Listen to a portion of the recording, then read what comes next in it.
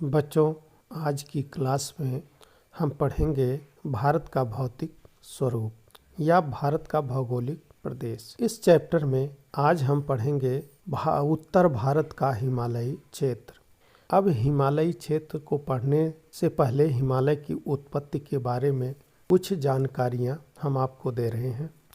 तो हिमालय की उत्पत्ति में दो सिद्धांत हैं। एक है कोबर का भूसन्नत सिद्धांत और दूसरा है प्लेट विवर्तनिकी सिद्धांत। कोबर महोदय का मानना था कि लारेशिया और गोंडवाना लैंड के बीच एक सागर था जिसका नाम था टेथिस सागर, और स्थल भाग के सारे मलबे इसी टेथिस सागर में आकर के गिरते थे।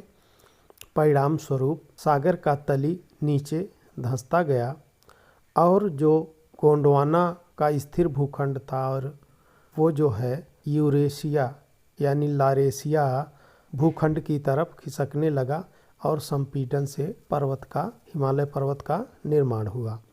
प्लेट टेक्टोनिक सिद्धांत कहता है कि ये दो प्लेट, एक इंडियन प्लेट यानी भारतीय प्लेट और एक जो यूरेशियाई प्लेट था, इसके बीच में एक सागर था जिसका नाम टेथिस था, और इस इंडियन प्लेट का यूरेशियन प्लेट की तरफ खिसकना और दृढ़ भूखंड की तरह जो है यूरेशियन प्लेट का दबाव, और इस दबाव से ये बलित पर्वत हिमालय का निर्माण हुआ। तो अब इस निर्माण से ही हम इसको हिमालय के जो पर्वतीय क्षेत्र है इसका हम भौतिक स्वरूप का अध्ययन करते हैं। तो आइए देखते हैं कि जो हिमालय है इसका स्वरूप कैसा है। तो उत्तर का जो पर्वतीय क्षेत्र है अर्थात हिमालय पर्वत का स्थान जो है वहाँ पहले टेथिस सागर हुआ करता था, जो भारतीय प्लेट और यूरेशियन प्लेट के बीच लगे संपीड़न के कारण पर्वत के रूप में धारण किया। ये हम आपको बता चुके हैं। इसका विस्तार नांगा पर्वत से लेकर नामचा बरवा पर्वत तक चापी आकृति में है। यह पटकाई बूम से लेकर अराकानियोमा तक पूर्वांचल पहाड़ी के रूप में जाना जाता है। समुद्र में विलीन होते हुए अंडमान एवं निकोबार द्वीप समूह तक फैला हुआ है। हिमालय को भारत के सजग पहरी के रूप में जाना जाता है। अब देखिए हिमालय का जो प्राकृतिक विभाजन है वो कैसा है। तो उत्तर भारत का पर्वतीय क्षेत्र को प्राकृतिक दृष्टि से देखें तो यह 4 श्रेणियों में बटा हुआ है, जिसमें से नंबर 1 महान हिमालय, दूसरा बृहद हिमालय, तीसरा मध्य हिमालय और चौथा शिवालिक श्रेणियां हैं। अब इस आप मानचित्र से देख सकते हैं कि देखिए ये हिमालय का क्षेत्र है जहां टेथिस सागर था, जहां से हिमालय की उत्पत्ति हुई है। तो ये जो हिमालय की उत्पत्ति है, ये जो यूरेशियन प्लेट के किनारे का भाग है जिसमें कराकोरम, लद्दाख, जास्कर आदि श्रेणियां हैं, तो इनको हम ट्रांस हिमालय कहते हैं। और ये जो बीच में लाल रंग से दिखाया गया है जिसको हमने अभी बताया था कि ये नांगा पर्वत से लेकर नामचा बरवा तक एक चापी स्थिति में है। इसके आगे यह मुड़ करके जो है म्यांमार यानी बर्मा में ये पहाड़ी इस तरह मुड़ जाती है और यहाँ इसका नाम अराकानियोमा पर्वत हो जाता है, और इसकी लंबाई जो है 2500 किलोमीटर तक है।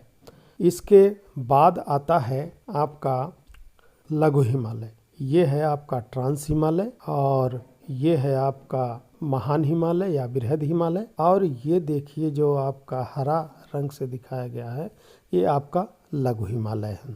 तो ये लघु हिमालय भी इसी के समानांतर ये नांगा पर्वत के बगल से शुरू होकर के नामचा बरवा तक आती है। और इसके नीचे देखिएगा ये जो है ये शिवालिक श्रेणी है, यानी ये जो है नवीन पर्वत है और मैदान और पर्वतों के बीच में खड़ा हुआ है। तो आइए हम इसको क्रम से अध्ययन करते हैं। तो सबसे पहले आते हैं ट्रांस हिमालय। यह भाग यूरेशियन प्लेट का हिस्सा है। इसे तिब्बत हिमालय या टेथिस हिमालय भी कहा जाता है। यह हिमालय का सबसे प्राचीन प्राचीनतम भाग है। ट्रांस हिमालय का निर्माण अवसादी चट्टानों से हुआ है। यहाँ पर टर्शियरी से लेकर कैम्ब्रियन युग तक की चट्टानें मिलती हैं और इस पर वनस्पतियों का अभाव है। ट्रांस हिमालय को मुख्य 3 रूप में बांट सकते हैं, जैसे काराकोरम, लद्दाख, जास्कर और पीर पंजाल। ये जो श्रेणियां हैं ये ट्रांस हिमालय के अंतर्गत आती हैं। अब देखिए काराकोरम जो पर्वत श्रेणी है, इसकी प्रमुख चोटी गाडविन ऑस्टिन है, जिसे हम K2 भी कहते हैं। और सरबूम ये पहाड़ी है, ये जो है 8035 मीटर ऊंची है। काराकोरम श्रेणी उत्तर में पामीर गांठ, एक उत्तर में एक पामीर की गांठ है, उससे मिली हुई है और दक्षिण पूर्व दिशा में कैलाश पर्वत तक ये फैला हुआ। अब एक श्रेणी ये हो गई काराकोरम, दूसरी आपकी है लद्दाख।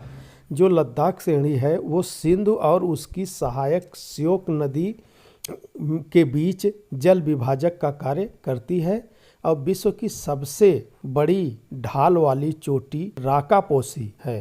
राकापोसी लद्दाख की सबसे ऊंची चोटी है।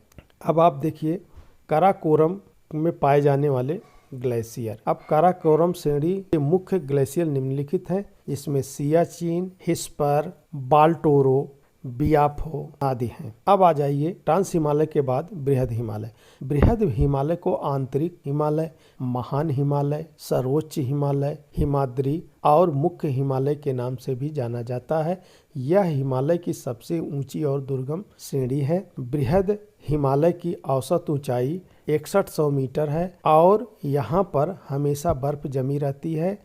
इसका विस्तार नांगा पर्वत से नामचा पर्वत तक है। अब देखिए पश्चिम से पूर्व की तरफ चोटी का क्रम। अब अगर पश्चिम से हम पूर्व की तरफ चलें, यानी नांगा पर्वत से नामचा पर्वत की तरफ चलें, तो हमें क्या मिलेगा? नांगा पर्वत, बंदर पूंछ, कामेद, नंदा, धौलागिरी, अन्नपूर्णा, मनसालू, गौरी शंकर, छियू, योरेस्ट, मैकालू, कंचनजंगा, नामचा बरवा, ये आपको मिलेंगे। बंदर पूंछ और कामेद पर्वत के बीच यमुनोत्री और गंगोत्री, त्रिशूल, बद्रीनाथ और केदारनाथ स्थित हैं। ये बंदर पूंछ और कामेद पर्वत के बीच ही ये सारे स्थान आपको मिलते हैं। तो इस जो महान हिमालय की जो सबसे ऊंची चोटी है वो कौन है? माउंट एवरेस्ट, जो कि नेपाल में सागरमाथा के नाम से जानी जाती है और चीन में इसे चामुलोंगमा यानी पर्वतों की रानी कहा जाता है। बृहद हिमालय में पाए जाने वाले मुख्य हिमनद कुमायूं हिमालय में मिलाम और गंगोत्री, सिक्किम में जेमू हिमनद है। तो ये मिलान से यमुना नदी ग्लेशियर से आती है और गंगोत्री ग्लेशियर से जो है गंगा नदी आती है। बृहद हिमालय से अनेक नदियों का उद्गम होता है, जिसमें गंगा और यमुना मुख्य हैं। बृहद हिमालय का जो प्रमुख दर्रा है कश्मीर में जोजिला और बुर्जिला है। तो इस तरह आपने ट्रांस हिमालय और महान हिमालय आपने पढ़ा। अब आगे आप देखिए शिवालिक श्रेणी। हमने पढ़ा था ट्रांस हिमालय, महान हिमालय। अब इसमें हम पढ़ेंगे मध्य हिमालय या लघु हिमालय। इसकी औसत ऊंचाई 1800 से 3000 मीटर है, जबकि चौड़ाई 80 से 100 किलोमीटर तक है। पीर पंजाल श्रेणी इसकी पश्चिमी विस्तार है। पीर पंजाल और बनिहाल दर्रा इसी के अंतर्गत आता है। तो आपका ये देखिए जो आपका मध्य हिमालय है, मध्य हिमालय में ही सबसे जो अच्छे स्थान हैं, पर्यटन के स्थान हैं या स्वास्थ्यवर्धक स्थान है, वो सब इसी मध्य हिमालय में पाए जाते हैं, जिसमें से आपका ये देखिए बनिहाल दर्रा भी इसी में आता है। और लघु हिमालय पर्यटन के लिए प्रसिद्ध है। मध्य हिमालय में स्थित मुख्य पर्यटन स्थल में कुल्लू, मनाली, मसूरी, शिमला, डलहौजी नगर, नैनीताल, रानीखेत आदि हैं। लघु हिमालय में जो प्रमुख घाटियां हैं उसमें कश्मीर घाटी, कुल्लू घाटी, कांगड़ा घाटी, काठमांडू घाटी आदि आती हैं। लघु हिमालय में ढालों पर छोटे छोटे घास के मैदान बहुतायत पाए जाते हैं। इन मैदानों को कश्मीर में मर्ग कहा जाता है, यानी जो पहाड़ों पर छोटे जो ढाले हैं, जो थोड़ा समतल है, वहाँ जो है घास के मैदान पाए जाते हैं और इन मैदानों को कश्मीर में मर्ग कहा जाता है। उदाहरण के लिए जैसे गुलमर्ग, सोनमर्ग आदि। उत्तराखंड में इनको बुग्याल या पयाल कहा जाता है। उसी घास के मैदान, उस तरह का घास का मैदान अगर उत्तराखंड में है तो उसे यहाँ बुग्याल या पयाल कहा जाता है। अब आता है आपका तीसरा, शिवालिक श्रेणी। तो उत्तर भारत का जो पर्वतीय क्षेत्र है, इस भाग को उप हिमालय या बाह्य हिमालय या नवीन हिमालय या हिमालय का पदस्थली भी कहा जाता है। इसको हमने इससे पहले भी बता दिया था कि जो हिमालय का सबसे बाहरी भाग है, यानी जो मैदानों की तरफ है, वो सबसे नया है, कम ऊंचाई का है, हिमालय का पदस्थली है, तो इसी को हम शिवालिक श्रेणी कहते हैं।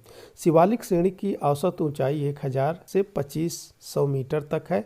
पूर्व में इसकी चौड़ाई 15 किलोमीटर और पश्चिम में पंजाब व हिमाचल में लगभग 50 किलोमीटर है। शिवालिक और मध्य हिमालय के बीच में अनेक घाटियां पाई जाती हैं। पश्चिम में स्थित घाटियों को दून कहते हैं, जैसे देहरादून, और पूर्व में स्थित घाटियों को द्वार कहते हैं, जैसे हरिद्वार। तो आप जान गए कि उसमें जो सकरी घाटियां लंबी पाई जाती हैं, उसे पश्चिम में दून कहते हैं और पूर्व में आपको द्वार के नाम से जाना जाता है, और ये मध्य शिवालिक और मध्य हिमालय के बीच पाए जाते हैं। शिवालिक श्रेणियों को ही पाकिस्तान में सुलेमान और म्यांमार में अनाकानियोमा के नाम से जाना जाता है। अरुणाचल प्रदेश में डाफला, मीरी, अबोर, मिस्सी और पटकाई बूम, नागालैंड में नागा पहाड़ी, मिजोरम में मिजो पहाड़ी, असम में मिकिर पहाड़ी तथा पूर्वोत्तर राज्यों में शिवालिक श्रेणी को पूर्वांचल पर्वत भी कहा जाता है। ये विभिन्न नाम है, उस शिवालिक पर्वत के विभिन्न नाम है, स्थानीय नाम है। शिवालिक का दक्षिण सुदूर भाग जो कि समुद्र में डूबा हुआ है, वो अंडमान निकोबार द्वीप समूह जो है, इसी का हिस्सा है, जो डूबे हुए भाग का। शिवालिक का जो डूबा हुआ भाग है बंगाल की खाड़ी में, उसी का एक भाग है अंडमान निकोबार द्वीप समूह। अब हिमालय का प्रादेशिक विभाजन। अब तक आपने पश्चिम से पूर्व की तरफ आपने विभाजन देखा हिमालय का। अब आप देखेंगे उत्तर से दक्षिण की तरह जो प्रादेशिक विभाजन है वो किस प्रकार है। उत्तर का पर्वतीय क्षेत्र में से ट्रांस हिमालय का निर्माण सबसे पहले हो गया था। यहाँ से सिंधु और सतलज, काली, महानंदा, तिस्ता और ब्रह्मपुत्र नदियाँ निकलती हैं। उन्होंने नवीन हिमालय के विकास में बाधा उत्पन्न की और अपने मार्ग में गार्ज का निर्माण किया। सर सिडनी पुराण के द्वारा पूर्व से पश्चिम की ओर प्रादेशिक विभाजन की दृष्टि से 4 भागों में बांटा गया है। यह विभाजन हिमालय की घाटियों को आधार मान करके किया गया है। ये जो प्रादेशिक विभाजन किया गया है वो हिमालय की घाटियों को आधार मान करके किया गया है। अब देखिए पहला जो भाग है पंजाब या कश्मीर हिमालय, जिसका हमने जिक्र किया था कि ये सिंधु और सतलज नदियों के बीच का जो हिमालय है वो देखिए, ये सिंधु नदी आपकी है, ये जो सिंधु नदी आपकी आई हुई है ये, और ये जो सतलज नदी है और ये जो आपकी सिंधु नदी है, इसके बीच के भाग को जो हिमालय है, इस हिमालय को हम कश्मीर हिमालय कहते हैं। अब यहाँ देखिए ये जो सतलज और ये काली नदी के बीच का जो हिमालय है, ये आपकी काली नदी है, ये वाली, इस काली नदी, ये जो काली नदी, इसके बीच के हिमालय को ही हम कुमायूं हिमालय कहते हैं। और इस काली नदी से ये जो तिस्ता नदी है, इसके बीच के हिमालय को हम नेपाल हिमालय कहते हैं। और इस तिस्ता से जो दिहांग के बीच का हिमालय है, इसे हम असम हिमालय के नाम से जानते हैं। तो आइए देखते हैं पंजाब या कश्मीर हिमालय। यह सिंधु और सतलज नदी के बीच विस्तृत है। इसकी लंबाई 560 किलोमीटर है। कश्मीर हिमालय करेवा यानी चिकनी मिट्टी, झीली निक्षेप के लिए प्रसिद्ध है। यहाँ पर जाफरान की खेती की जाती है। जाफरान यानी केसरिया केसरिया का मतलब केसर। अब देखिए कुमायूं हिमालय, इसका विस्तार सतलज और काली नदियों के मध्य है। अभी हमने आपको बताया था सतलज और काली नदी के बीच हमारा कुमायूं हिमालय है। इसके पश्चिम भाग को गढ़वाल हिमालय और पूर्वी भाग को कुमायूं हिमालय के नाम से जाना जाता है। यह पंजाब हिमालय की अपेक्षा अधिक ऊंचा है। इसका सर्वोच्च शिखर क्या है? नंदा देवी, और जो 7,817 मीटर ऊंची है। अब आते हैं नेपाल हिमालय। नेपाल हिमालय काली, इसका विस्तार काली और नेपाल हिमालय, ये महानदी नहीं है, ये तीस्ता है। ये इसका विस्तार काली नदी और तीस्ता के मध्य है। यह सबसे लंबा भाग यानी 800 किलोमीटर है। मैप में भी आपने देखा ये सबसे लंबा भाग है नेपाल हिमालय। यह नेपाल में फैला हुआ है। विश्व की सर्वाधिक ऊंची चोटी इसी के हिस्से में है, जिसे हम एवरेस्ट के नाम से जानते हैं। अब असम हिमालय। असम हिमालय का विस्तार सिक्किम में तीस्ता नदी से लेकर अरुणाचल प्रदेश में ब्रह्मपुत्र नदी, जो वहाँ दिहांग नदी के नाम से जानी जाती है, तक ये फैला है। इसकी लंबाई 760 किलोमीटर है। तो आपने देखा कि इस भाग को, जो सिंधु और सतलज के बीच का भाग, कश्मीर हिमालय या इसी को पंजाब हिमालय भी कहते हैं, और ये जो सतलज और काली के बीच का हिमालय कुमायूं, और एक काली से जो ये तीस्ता नदी तक है, ये है नेपाल हिमालय। और तीस्ता से जो दिहांग नदी है, ये ब्रह्मपुत्र नदी, इसके बीच के हिमालय को हम असम हिमालय के नाम से जानते हैं। तो इस तरह आपने दो तरह से हिमालय का विभाजन आपने देखा। ये ट्रांस हिमालय, महान हिमालय, मध्य हिमालय या लघु हिमालय और शिवालिक श्रेणी। और इस तरह ये क्षैतिज विभाजन था।